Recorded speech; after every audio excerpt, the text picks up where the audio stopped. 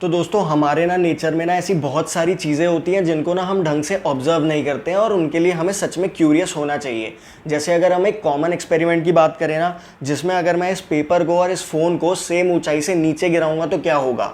मतलब अगर lemon terms में हम बात करें तो ऑब्वियस सी बात है भाई, फ़ोन भारी है तो वो नीचे ग्राउंड को सबसे पहले हिट करेगा, उसकी स्पीड गिरते टाइम ज़्यादा होगी। पर ऐसा क्यों होता है कि मतलब क्या ऑब्जेक्ट के मास के ऊपर ही ये सारी चीज़ें डिपेंड करती हैं?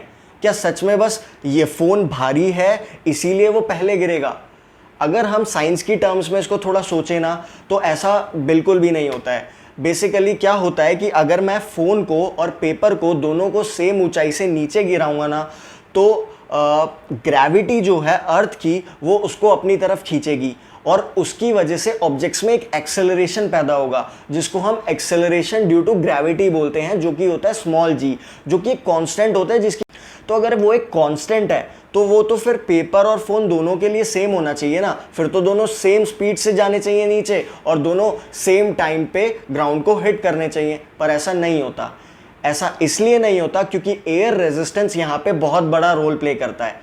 एयर रेजिस्टेंस बेसिकली एक फोर्स होती है। जैसे फॉर एग्जांपल अगर आप कभी गाड़ी में जा रहे हो ना, तो आपने शीशे से बाहर हाथ निकाला तो एयर जो होती है वो आपके हाथ के ऊपर ऑपोजिट डायरेक्शन में एक फोर्स पैदा करती है, वो आपके हाथ को पुश करती है। तो ये जो फोर्स है एयर की, इसको हम एयर रेजिस्टेंस बोलते हैं।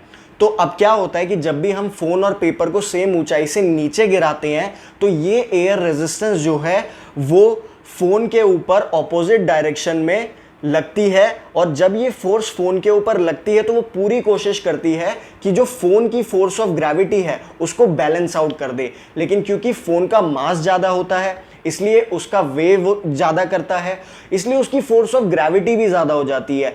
तो उसकी वजह से ये जो एयर रेजिस्टेंस वाली फोर्स है ये इसको बैलेंस कर ही नहीं पाती, या अगर करती भी है तो उसमें बहुत टाइम हो जाता है और तब तक जो फोन है वो ग्राउंड को हिट कर जाता है। वहीं दूसरी तरफ जो एयर रेजिस्टेंस है वो पेपर की फोर्स ऑफ ग्रेविटी को बहुत पहले ही बैलेंस कर लेती है, जिसकी वजह से जो पेपर का एक्सेलरेशन है वो वहीं ब्रेक हो जाता है और पेपर जो है वो अपनी एक वेलोसिटी के साथ नीचे आता है। उस वेलोसिटी को हम बोलते हैं टर्मिनल वेलोसिटी, जो कि किसी भी ऑब्जेक्ट की फाइनल वेलोसिटी होती है, जो कि मोबाइल के केस में तो मोबाइल अटेन ही नहीं कर पाया था। तो अब अगर कोई भी आपसे इस एक्सपेरिमेंट के बारे में पूछे ना, तो आप बोलना कि फ़ोन जो है वो नीचे इसलिए ज़्यादा जल्दी गिरता है क्योंकि एयर रेजिस्टेंस एक बहुत ही बड़ा रोल प्ले करती है।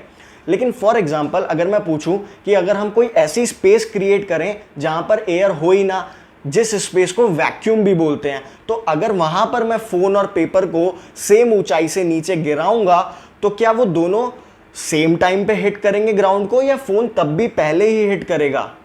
सोचिए, डिस्कस कीजिए फ्रेंड्स के साथ और इस नॉलेज को आगे ज़रूर शेयर कीजिए।